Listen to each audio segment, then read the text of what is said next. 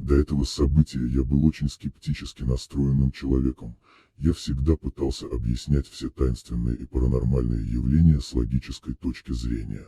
Однако, после пережитого ужаса, мой скептицизм быстро рассеялся. Прежде чем я начну рассказ, позвольте мне объяснить, как расположена моя спальня, так как это поможет вам лучше визуализировать произошедшее. Задняя спинка моей кровати расположена у стены, рядом с дверью в спальню, на стене, которая расположена напротив, висит зеркало, поэтому я могу видеть входную дверь в спальню, глядя в зеркало. 13 апреля 2011 года, примерно в 11 часов вечера, я лежал в своей постели.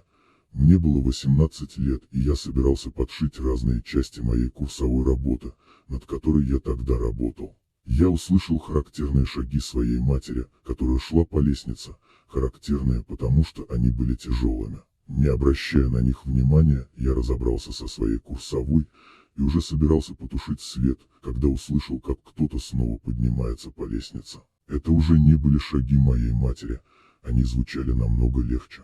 Будучи настоящим параноиком, я прислушался и понял, что тот, кому принадлежали эти шаги, шел к моей комнате. Потом, шаги резко остановились возле моей двери. Напуганный, я осторожно попытался встать, как вдруг увидел молодую женщину в зеркале на противоположной стене, которая смотрела прямо на меня строгим взглядом. У нее были длинные, темные волосы до плеч и очень бледный цвет лица. Судя по расположению рамы, она была приблизительно одного со мной роста.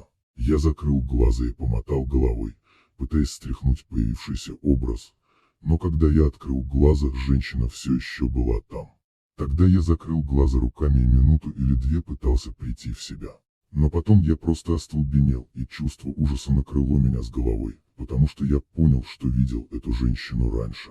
Многие люди не были бы так напуганы в такой ситуации, однако, чтобы вы поняли, почему я пришел в такой ужас, вы должны узнать, откуда я знал эту девушку. Когда мне было лет 5-7, я точно не могу вспомнить, мы жили километрах в 30 от нашего нынешнего дома. Однажды ночью, я проснулся от шума, который, как мне показалось, раздавался на кухне. Не совсем понимая опасность, в то время я спустился вниз, чтобы проверить, кто шумит. На кухне ничего не изменилось, за исключением того, что кто-то оставил на обеденном столе бутылочку молока, в которой, как мне тогда показалось, было молоко. Когда я приблизился к столу, я услышал за спиной детский смех. Я повернулся и увидел девочку, приблизительно моего возраста. Она улыбалась мне. Она напоминала маленькую версию молодой женщины, которая теперь стояла передо мной в комнате. Девочка указала на бутылку молока. От любопытства я взял бутылку и сделал из нее глоток. Вдруг меня вырвало, девочка исчезла, а я начал кричать в агонии, разбудив свою семью. Мама позвонила в скорую помощь, и меня доставили в больницу. Врачи сообщили нам несколько интересных фактов.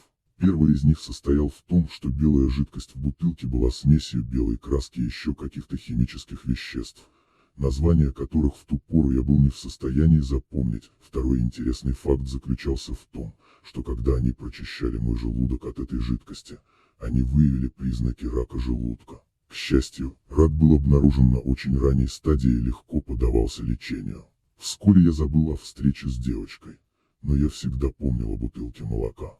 Я поднял голову и взглянул в зеркало, но девушка, наконец, ушла. Я еле заснул в ту ночь, проворочившись в постели несколько часов.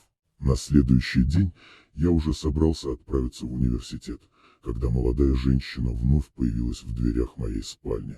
Она снова смотрела прямо на меня, и ее взгляд казался сердитым. Парализованный страхом, я замер на несколько минут и был на грани нервного срыва. Но в конечном итоге, ее сердитый взгляд сменился на спокойную улыбку. Она вдруг повернулась и просто ушла.